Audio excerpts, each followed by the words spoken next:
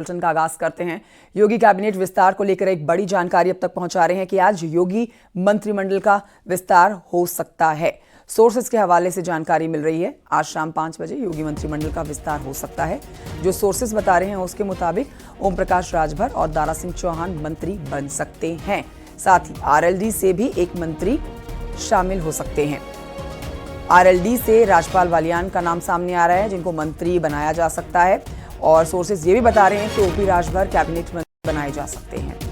RLD कोटे से एक स्वतंत्र प्रभार के राज्य मंत्री बनाए जा सकते हैं। संभावित मंत्रियों को लखनऊ में रहने के लिए कहा गया है। बड़ी खबर आपको बता रहे हैं और वो नाम भी आपको बता रहे हैं जिनके लिए पीछे कुछ दिनों से लगातार चर्चा चल रही है और अब आज ऐलान हो सकता है इन नामों के मंत्री बनने का, योगी कैबिनेट में इनके शामिल होने का, जिसमें दारा सिंह चौहान का नाम सामने आ रहा है। ओपी राजभर जो कि पहले ही चेतावनी भी दे चुके हैं सरकार को कि उन्हें मंत्री बनना है, तो लगभग इनका नाम भी अब तय है, जो कि बस औपचारिक ऐलान का इंतजार कर रहा है। और आज योगी कैबिनेट का विस्तार हो सकता है, शाम 5 बजे विस्तार हो सकता है। आखिर अब आपको बताते हैं कि जो मंत्री बनाए जाने की जिनकी संभावना है उनकी खासियत क्या है। ओपी राजभर जिनकी बात हो रही है सबसे ज्यादा, आखिर राजभर अहम क्यों हैं ये जानिए। राजभर समाज का अच्छा खासा वोट बैंक इनके पास है। ओपी राजभर की अपने समाज में बहुत तगड़ी पकड़ है। यूपी में राजभर समाज की आबादी 12% है। पूर्वांचल से राजभर जाति की आबादी जो है वो 12 से 22% है। पूर्वांचल की 24 से ज्यादा लोकसभा सीटों पर असर देखने को मिलेगा इनको मंत्री बनाए जाने के बाद। 24 से अधिक सीटों पर 50,000 से 2.5 लाख तक, लगभग 2.5 लाख तक वोट बैंक इनके पास है। तो पहला नाम जिसकी चर्चा जोरों पर है और खुद भी इस बात का ऐलान कर चुके हैं कि ओपी राजभर मंत्री बनाए जाएंगे। अब देखना जरूरी होगा कि आज शाम जब औपचारिक ऐलान किया जाएगा तो ओपी राजभर का नाम कब लिया जाता है, पहले या फिर बाद में, यही आप कयास लगा सकते हैं। इसके अलावा आपको बताते हैं कि दारा सिंह चौहान जिनका नाम और जोरों शोरों से चल रहा है, उनको जब मंत्री बनाया जाना है तो वो क्यों इतने अहम कहे जाते हैं।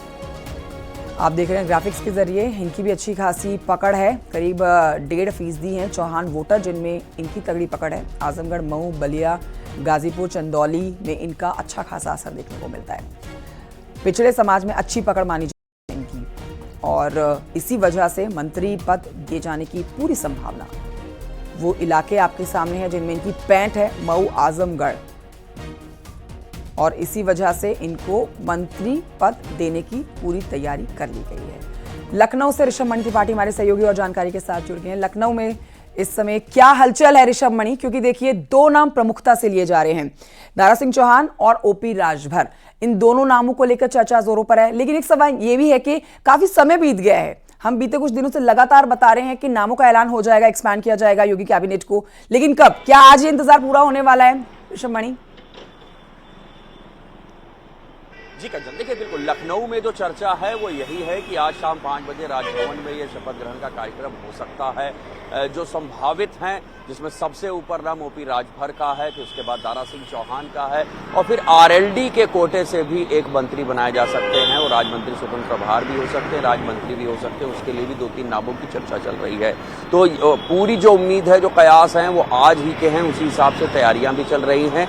और जैसा अभी बीते दिनों ही नई दिल्ली में सहयोगी दलों के साथ जो एनडीए की बैठक हुई थी, उस बैठक में ही तय हो गया था कि उनका जो सहयोगी दल है सुभाषपा, उस कोटे से ओपी राजभर कैबिनेट मंत्री बनाए जा सकते हैं। तो वहीं दारा सिंह चौहान जो समाजवादी पार्टी से छोड़ के भारतीय जनता पार्टी में शामिल हुए, हालांकि घोसी उपचुनाव में उनको प्रत्याशी भी बनाया गया था, लेकिन वो चुनाव नहीं जीत पाए।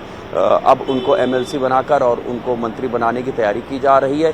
ये सारी जो किलेबंदी है, जिसको गाड़ाबंदी उत्तर प्रदेश में कहा जाता है, वो सिर्फ 2024 के फिलहाल जो सामने लोकसभा चुनाव आता दिख रहा है उसको लेकर की जा रही है। पश्चिम में आरएलडी का एक मजबूत वहां पर किला है, वहां पर उनका वर्चस्व है और आरएलडी अब एनडीए का हिस्सा बन चुकी है, लिहाजा आरएलडी के कोटे से वहां पे एक मंत्री बनना बिल्कुल तय है। एक बड़ा संदेश देना है।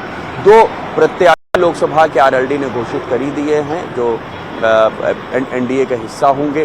तो अब जो भी ये तैयारी चल रही है वो सिर्फ उस वोट बैंक पॉलिटिक्स के तहत ही चल रही है। समाज का वो वर्ग जिन्होंने अपनी जातियों के दम पर, अपने उन जातियों के वोट के दम पर अपनी एक मजबूत पकड़ बना ली है। ऋषिमणि, एक उसी को सवाल साधने और के जिस पर आप लिए जल्दी से जवाब तमाम दीजिएगा समीकरण कि सोर्सेज ये भी बता रहे हैं कि जो आलोचक है वो कह रहे हैं कि कुछ कंफ्यूजन भी बना है। हालांकि लोकसभा चुनाव है, एमएलसी चुनाव है, तो कंफ्यूजन आप नहीं कह सकते, लेकिन आपके सोर्सेज क्या बता रहे हैं कि नाम में जो देरी हो रही है, क्योंकि काफी समय हो गया है, कैबिनेट विस्तार की खबरें तो पहले ही आ गई थी, लेकिन नाम अभी तक सामने नहीं आए हैं, औपचारिक ऐलान होना बाकी है और इसीलिए बैठक का इंतजार, उस औपचारिक ऐलान के लिए ही इंतजार किया जा रहा है। तो आपके सोर्सेज क्या बता रहे हैं, देरी की वजह क्या रही होगी?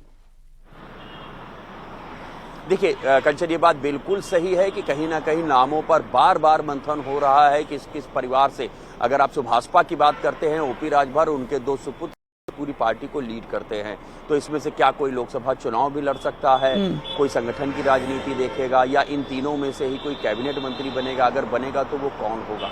तो अभी जो कयास हैं वो विद इन द पार्टी हैं।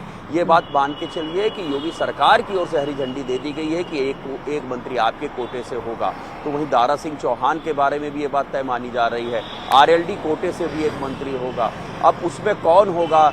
राजपाल, उनका बालियान का नाम चलता है, गुड्डू चौधरी का नाम चलता है। तो अब ये आरएलडी को डिसाइड करना है, वो अपनी पार्टी के अंदर के समीकरण देखें कि हम किसको मंत्री पद देना चाहते हैं। तो वो अब ये जो सहयोगी दल हैं एनडीए के, अब जो बॉल है वो उनके कोर्ट में, उनको डिसाइड करना है, लेकिन सरकार की ओर से ऑलमोस्ट फाइनल हो चुका है।